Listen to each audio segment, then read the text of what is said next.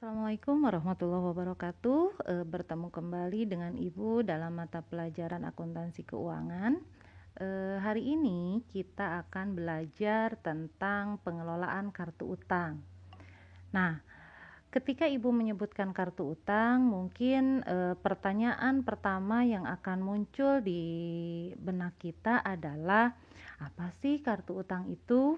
Nah, di sini yang disebut kartu utang adalah sarana untuk mencatat mutasi utang secara terperinci pada setiap kreditor yang mengandung informasi seperti nama kreditor, nomor rekening, syarat pembayaran utang, serta tabel untuk mencatat mutasi utang. Nah, jadi di sini kartu utang ini adalah alat yang kita jadikan sebagai sarana untuk mencatat setiap perubahan utang yang terjadi di dalam perusahaan. Nah, dalam kartu utang ini nanti di dalamnya ada informasi nama kreditor, artinya kepada siapa sih kita berutang. Kemudian nomor rekening. Nomor rekening ini adalah bisa berisi kode ya kepada perusahaan siapa saja kita berutang, nanti kita beri kode.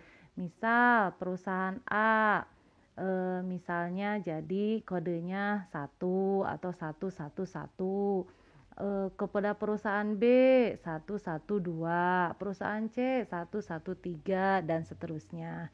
Kemudian syarat pembayaran, kita masih ingat bahwa ketika ada transaksi kredit maka akan muncul syarat pembayaran, artinya kapan utang itu harus kita bayar.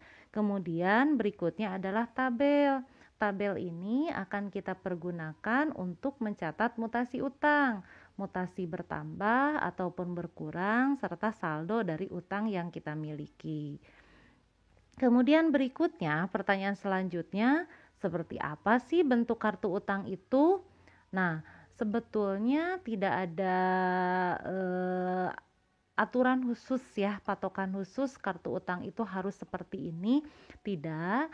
Tapi biasanya kartu utang ini formatnya disesuaikan dengan kebutuhan perusahaan. Perusahaan menginginkan data apa yang muncul di dalam kartu utang, itu bisa kita cantumkan. Di sini Ibu memberikan contoh. Nah, misal seperti ini. Yang pertama nama perusahaan. Di sini nama perusahaan yang membuat kartu utang. Kemudian berikutnya kartu utang itu sendiri, judul laporannya. Kemudian periodenya, untuk kapan kartu utang itu dibuat. Kemudian berikutnya ada nama kreditur, siapa, kepada perusahaan apa kita berutang, alamatnya ada di mana, kemudian nomor rekeningnya berapa, atau kalau perlu syarat pembayaran nanti dicantumkan di sini. Kemudian berikutnya adalah tabelnya. Tabelnya ini terdiri dari kolom tanggal, kemudian nomor bukti, ini nomor bukti dari dokumen yang nanti kita catat ke dalam kartu utang ini. Kemudian keterangannya apa bisa kita cantumkan di sini ya, yang kita butuhkan atau yang dibutuhkan perusahaan kita cantumkan. Kemudian mutasinya ada mutasi debit dan ada mutasi kredit. Kemudian saldonya, saldo akhir ya di sini. Nah, dalam pertemuan sebelumnya kita sudah membahas saldo piutang ya, kartu piutang. Kalau kartu piutang saldonya itu kita cantumkan, yang pertama saldo awal sekali kita cantumkan saldonya itu di debit. Kalau utang, ini utang saldonya kita catat di kredit. Nah, demikian pula kalau misalnya ada penambahan utang, maka penambahan dari utang itu kita catat di kredit. Nah, kalau ada pengurangan utang, maka ini kita catat di debit.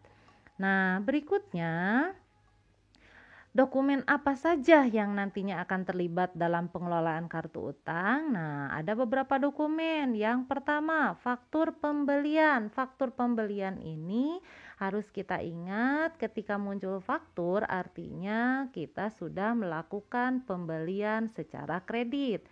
Nah, tadi Ibu sampaikan ketika kita membeli barang secara kredit artinya utang kita bertambah, atau muncul faktur pembelian, maka ini nanti akan dicantumkan di sisi debit. Nanti kita lihat dalam slide selanjutnya. Kemudian yang kedua, memo kredit dari kreditor. Ini sebagai bukti adanya retur pembelian. Artinya, barang yang sudah kita beli, kita kembalikan lagi kepada penjual. Mungkin dengan berbagai alasan, apakah karena barang itu tidak sesuai dengan pesanan kita, ataukah barang tersebut rusak, ya. Pokoknya ketika barang dikembalikan, maka akan ada satu bukti transaksi yang disebut dengan memo kredit, ya.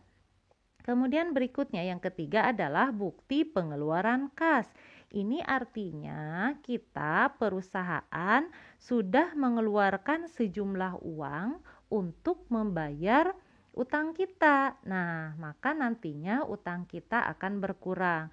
Nah, ketiga dokumen ini, faktur pembelian, memo kredit, bukti pengeluaran, ya, bukti pengeluaran kas, apabila dalam bentuk bagan, nah seperti ini kita gambarkan alur pencatatannya.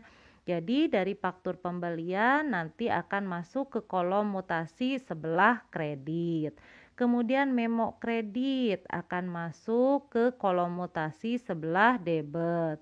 Kemudian ini satu lagi yang terakhir seharusnya adalah bukti kas keluar. Bukti kas keluar akan masuk ke mutasi sebelah debit. Ya, demikian penjelasan Ibu tentang kartu utang. Sampai ketemu dalam penjelasan materi selanjutnya. Assalamualaikum warahmatullahi wabarakatuh.